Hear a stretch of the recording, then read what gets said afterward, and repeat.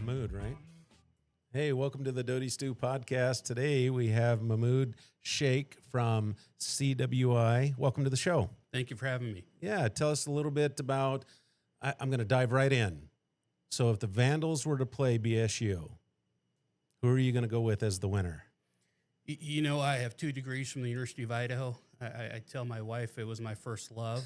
Of course, I'm going to go with Idaho's constitutionally mandated flagship land-grant institution, the University of Idaho. That's right. Still have many friends at Boise State, or as my friends up north call the school down south, and support them. And a lot of friends on their staff, not only on the administration side, but also on the coaching side. And so, Yeah. I think most Vandals root for them, but they don't say it publicly. Yeah. Go Vandals, right? Go Vandals. You bet. I spent a lot of time up in that area. So we're here to talk about, you're the inaugural athletic director for College of Western Idaho Athletics. Correct. So tell us a little bit about how that came about and where we're headed. Yeah, so I joined the College of Western Idaho staff in September of 2025. Came in a role of frontline fundraiser. So my background is in fundraising at the higher education level, and thoroughly enjoying that. And had shared with Gordon Jones, the president of College of Western Idaho, that it was the worst, best kept secret out there, that he was looking at launching athletics. And my initial conversation with him was more so on what his vision was, what he planned to bring to the table, and just shared with him I'd be interested in helping, just having 14 years of experience in intercollegiate athletics. And we had probably about a half-hour, 45-minute visit. That was in the fall of 25. And then fast forward in February, March of this year, traction started taking place where President Jones at a quarterly all-staff forum indicated that he was moving forward with athletics, was going to post a position for athletic director. I just kind of had conversations with myself, with my family, and I didn't want to play that woulda, coulda, shoulda game. Mm-hmm. I had initial conversations with Vice President Mark Arstein, who was the one that brought me to College of Western Idaho. He oversees advancement and is the Chief Development Officer. Got his thoughts. Just thoroughly enjoy College of Western Idaho. Love the people, love the programs, love the students. 17 years young, 34,000 plus students, 130 programs. And more importantly, what I really, really love about the place is 98% of the student population is from Idaho. And so these are individuals who live in our communities and are going to get an education and stay right here at home. So kind of get back to the original question. Later in life, I learned there was 120 plus applicants. Went through the process, went through multiple interview sessions, met with numerous folks, and was offered the job in mid-May and started June 1. And so we are now 4 weeks into the job. Excellent. And what drew you to college athletics? Yeah, so I would say by luck. Full disclosure, I was living in Moscow. I had graduated from the University of Idaho and had some family matters to pertain to after I graduated. And there was a lady down here who I dated in college, and she started teaching in Nampa. And one fall, I went to a weekly booster luncheon at the Best Western in Moscow, and the athletic director, Mike Bowen at the time, and a gentleman by the name of Jim Center, who was the associate athletic director for development. I knew him as a student leader on campus, and they just said, what are your plans? And I said, well, I'm trying to get down in the Treasure Valley. And so they introduced me to a gentleman by the name of Dave Tester, who folks in the area probably remember from his time on television. At this point, Dave was sales manager for Horizon Broadcasting Group. They had radio stations in Ontario, Boise, I should say, Twin Falls, and they also owned the Boise Hawks at the time. And so my involvement was on the sales side of the Vandal Radio Network in Southern Idaho, working with Dave. And fast forward about 10 months later, Jim Center, who had since moved to Boise, took me out for lunch. I figured someone canceled on him, very important person. And he said, we have this position. Would you be interested?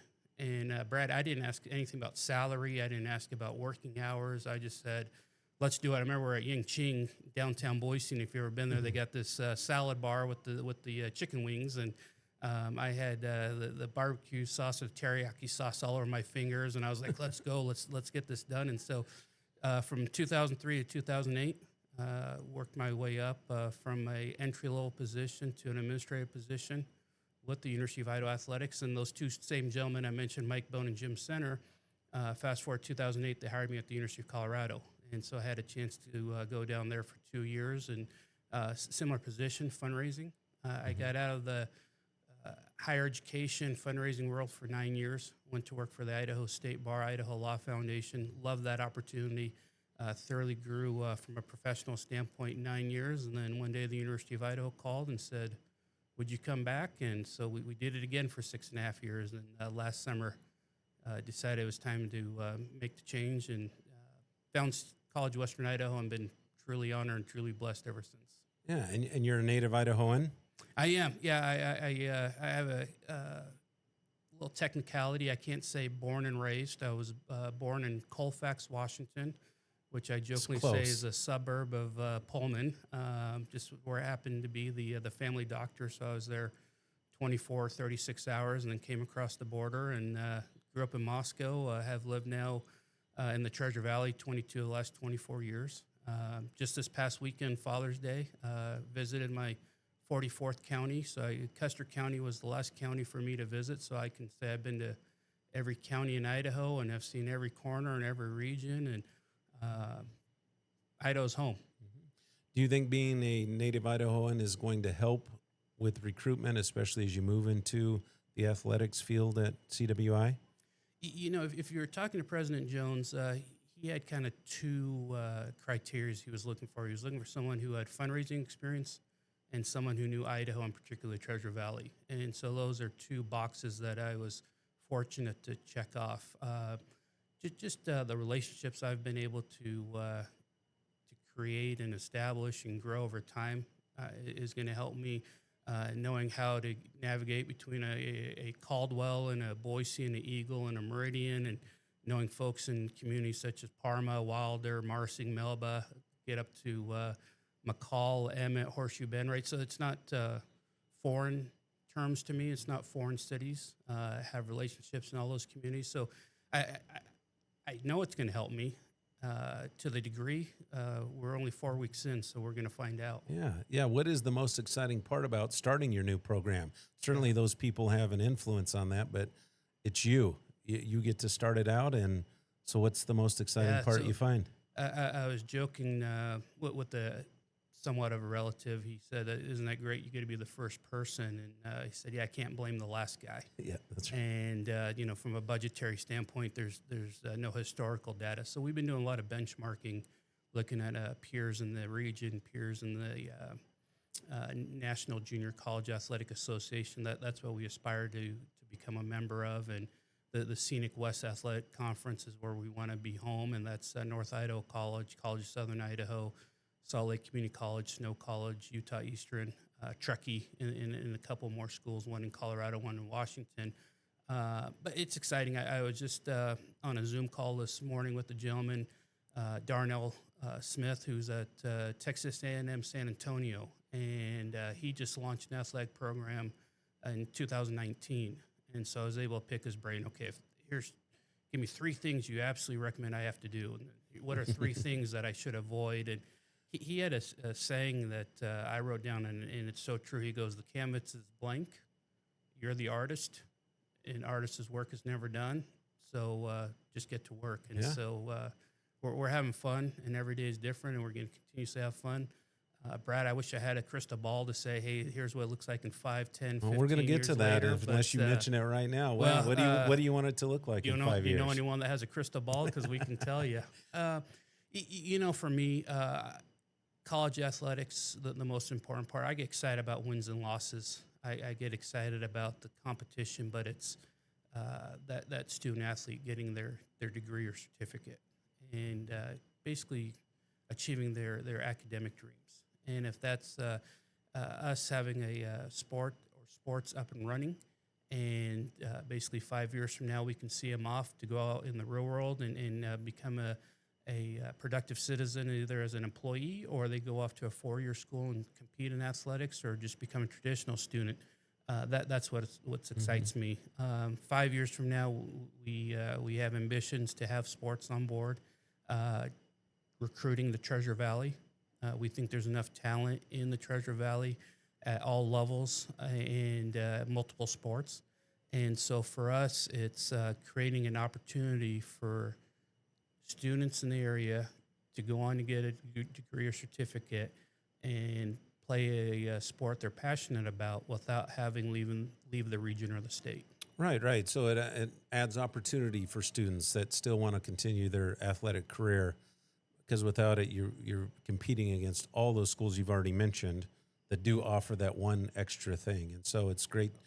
So the biggest question that probably come up is, okay, what sports? We got to hear what sports are we starting first, and are they going to be varsity sports, or are they going to be intramural, or what are we going to do? What sports both, are we? Both. Okay. So, 2/3 of our students in a survey through the Dean of Students office said they wanted more of a sense of belonging on campus. And so sports allows for that, allows them to compete in a sport that they enjoyed growing up, or an opportunity to learn a new sport and be alongside folks that they're in class with all day, and then they get out and recreate. So we have plans this fall to launch intramurals and provide an avenue for our general student body to take advantage of that. And then from a varsity sports standpoint, our theme is, once we fund a team, we'll field the team. And so College of Western Idaho has been phenomenal in answering the needs of the Treasure Valley community, if that's through academic programs or just opportunities in general. And so we're no different on the varsity athletics front.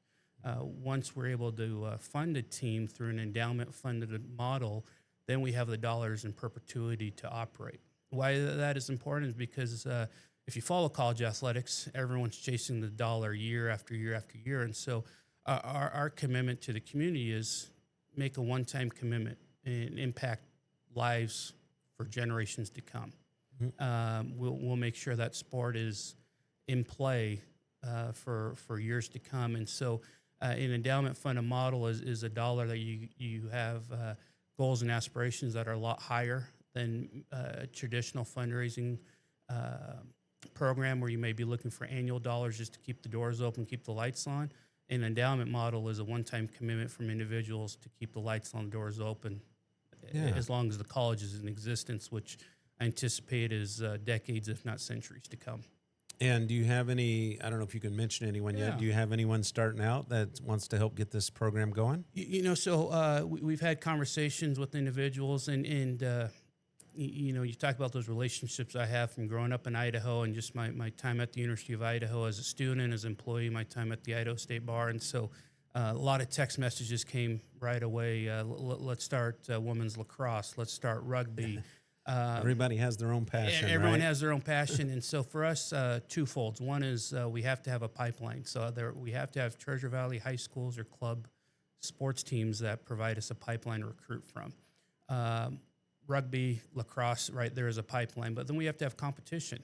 And so when you look at National Junior College Athletic Association women's lacrosse, the closest team to us is in California, and then after that, Chicago, and then after that, it's on the East Coast. And so we can't be the Stanford and Cal of JUCO world and put our student athletes on a 4 or 5 day trip out to ACC land.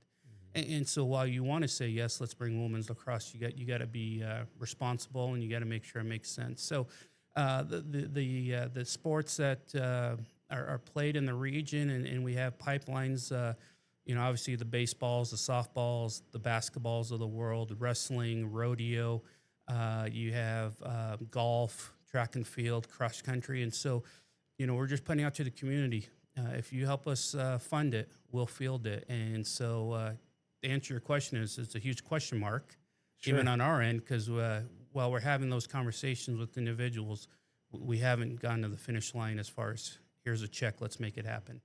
But for intramural, you might be able to get a lot of those started just within our own state, especially soccer, lots of fields to play on around here. Correct. So intramural-wise, looking at let's do 2 sports in the fall.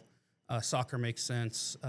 Some sort of flag football or 7-on-7 makes sense, just because we have land and enough field space on the main campus in Nampa. You're international, this podcast, so I guess say Nampa, Idaho, right? That's right. And then maybe one or two sports in the winter indoor, and then one or two sports in the spring. And as I mentioned, allow for the students to continue to play that sport maybe they enjoyed playing growing up, or pick up a new hobby, a new sport, but more importantly, create that sense of belonging, that school pride, that school spirit, a catalyst to engage with one another as a community and with the community as a whole. Yeah, and how did that fit into the mission? Was it always the mission of CWI to have sports, or has the mission changed focus and direction? Yeah, so I can't speak to its history, but what I can share is the main mission for the College of Western Idaho is to provide accessible, affordable education and a pathway. And athletics is another avenue for us to with the evolution of the college. As I mentioned earlier, 17 years young, there's going to be more programs that come on board, if that's within the arts, if that's within the sciences of the world, the businesses of the world. And so this is just one additional area of expanding student programming. As far as the college itself, with 34,000 plus students, you don't need it for enrollment growth.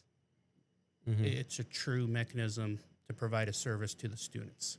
Yeah, and I think that belonging is important, and I think it's going to open up more doors for those, again, that are trying to choose what school do I go to, but I still want to be involved and play sports and stay in athletics as long as I can.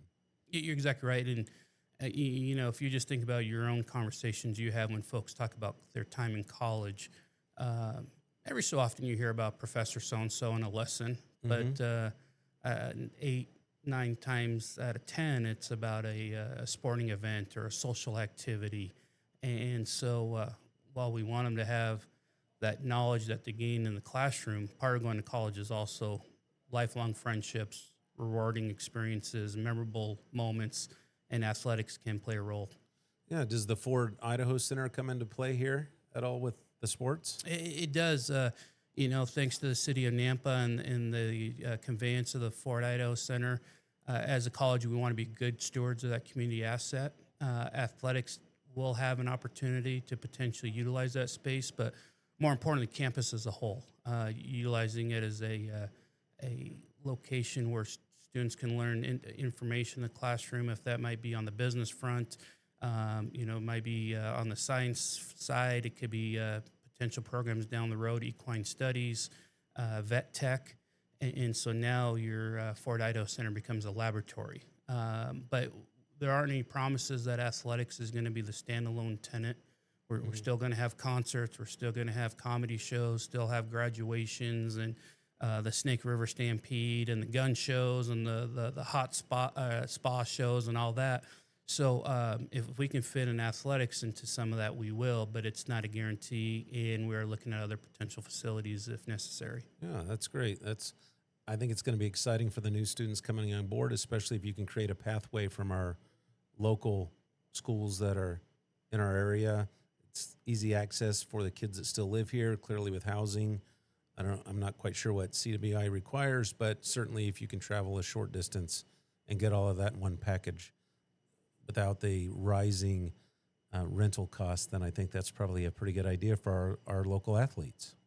Yeah, so right now we don't have housing, we don't have dining services, so we envision the students, student athletes now to live at home or maybe get an apartment with some friends or just find accommodations. But our current students are already doing that, so it's part of the DNA. Right, so it doesn't change much on that front.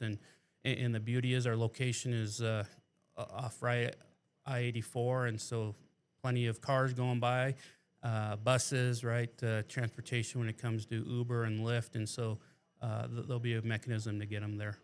Yeah, let's hear a little bit more about you. What was your favorite sport growing up, or what is it currently?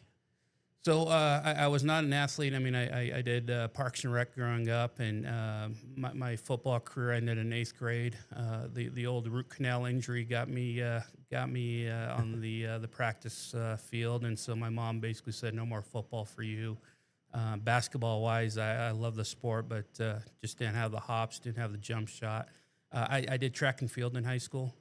Did shot put and disc. I considered it more of a hobby, just looking at the talent level. A lot of the individuals I competed against later in life went on to the Olympics or went on to the NFL or Division I football or Division I track and field. So it was a hobby for me. But I've always have found passion and excitement in sports. I think from a cultural standpoint, it's the one thing that folks can rally around, and it doesn't matter your background, your demographics, your religious belief, your political beliefs, right? One team, one unity is how I see sports programs. And so growing up, I loved the Los Angeles Lakers. That was my professional team with Showtime and Magic and Kareem and Worthy and Scott and Cooper, and disliked the Boston Celtics. Probably still dislike them a little, but not as much. It's just old school passion that creeps up every once in a while. But my sporting events today is the old walk, the old Peloton, and maybe the golf course. That's right. That's right. And though we don't know which sport is going to be the first varsity sport, how do you think that experience is going to play out, either the first time they take the field or the court? What do you envision that's going to be like for those CWI alumni and those current students going there? Yeah, so I kind of envision, if I do have that crystal ball, kind of those one wins. So the one wins would be once we hold up the uniform or the polo or whatever they're competing in the sport, whatever that dress looks like, and you see the otter on there. I see that as a win. A coach coming in and saying we beat out School X for a recruit. I see that as a win. And then you're exactly right. Once we get out there in the world of competition, like I said earlier, that excites me. But it's not the end of the passion. It's making sure that they get a degree and become a lifelong citizen, and looking at them later in life, 10, 15, 20 years, they're with the family, they're working a job, and you can say, okay, I played a small role in that. But right now, one day at a time, and we get to that point, let's go one win at a time, and the win, like I said, could be the opening the box and pulling out the jersey. It could be Coach so-and-so saying we beat out X school. It could be, hey, we finally got on a bus and we're going to the airport to get on a plane, or we got on a bus and we got to the competition site, and then let's see where it goes after that. And obviously we want to win. Well, absolutely. But absolutely. We'll take small wins along the way. Yeah. How did the otter come about? Yeah, so in fact, I was talking to a friend of mine last night. He thought I was responsible for the otter and wanted to know where I got my vision for that. And it was adopted by the college many moons ago. And kind of two-part. I don't know if it's urban myth, but I think it's a way to pay tribute to Governor Otter, who was instrumental in getting the college started. And so if it's not urban myth, we'll give a shout out. If it is urban myth, we'll still give a shout out to the old governor. That's where my mind went. Anyway. Yeah. Sure. I think a lot of folks' mind go there, but we look at a otter as someone that's curious and collaborative and resilient and is always thinking and learning. And there's otters all over Idaho. And in fact, on Father's Day, when I was up there in the Sawtooth National Forest at the Visitor Center, there was a conversation on otters. And so if it made it to the federal level, otters are important at the state level. And so for us, it's just a mascot to rally around. River is the otter's name. One we wear proudly. I have my on right now for those viewing on video. And so my understanding, there was a group of community members who came together, and that's what was chosen. But I'll make sure I get a definite answer. If that's not the case, okay. I'll like, Brad, hey, can you correct me and make sure your viewers know how we became the Otters? I think it's great. Being the Otters that's a pretty good mascot. I think it's going to work just fine here in Idaho. So, though we want to stay very optimistic, does anything stick out that concerns you about this new position or moving forward with sports at CWI? The concerns is just on my own. I feel the weight. I feel the pressure. I want us to achieve, to succeed. And I have to keep reminding myself it's a race. Sometimes it's going to be a marathon. Sometimes it's going to be a sprint. Sometimes it's going to be the 300-meter hurdle. Sometimes it's going to be the steeplechase, and we're going to get our feet wet. But there's some things going on the national level that I think will affect us later in life at the NC2A level that we got to make sure we keep an eye on and understand it. So then when we bring a student athlete to College of Western Idaho, we can educate them and make sure they're prepared in hopes of them going on and playing at a four-year school and continuing their education and their athletic career. Right now, I want to say nationwide, about 12 to 15% of your community college student athletes go to an NAIA school or an NC2A school. And so that's later in life kind of concerns and making sure we have them prepared like we would any other student. But no, I mean, at the end of the day, I'm excited. President Jones has asked me a couple of times, any regrets, any heartaches, and, are you still certain about this? And I was like, absolutely. I tickled to death, truly honored, extremely blessed, and just ready to see where that world takes us in 5, 10, 15 years. Yeah, so if I'm a student athlete deciding if I'm going to, attend CWI, what is your advice to them in the current state that it's in? So obviously we don't know what sports we have. Right. We're a one-person staff, and so we're going to build that out. And so for those who are graduating, let's say the class of 27, 28, stay the course, focus on your career and make sure you do well in school. Make sure you attend as many campuses as you can so college coaches can see you. Make sure you get your film out on software such as Huddle, because college coaches look at that. But, at the same time, if you're in the class of 29, 30, 31, stay tuned. We might have a home for you, and it may not be too far from where you go to high school right now. Yeah, that's very exciting. And if people want to donate or support the athletic department, who should they reach out to? Yeah, so the best way to reach out to us is athletics@cwi.edu. Okay. And anything that you want to add that we haven't covered here today that you want anybody to know about the athletic department, the one-person athletic department? The one-man band right now. No, Brad, I really appreciate this. Just the opportunity to share our story and our vision and where we hope to achieve. Hope to come back and share with you the progress. And one day when we're at that level of competition, come say we did it. But very exciting. Outside of that, we're using the hashtag OtterProud, so we'll just end with an OtterProud and thank you and your team for having us here today. And we'll be sure to use that hashtag as we send out some social media. Thank you, Brad. So appreciate thank you so much for being here. We appreciate you.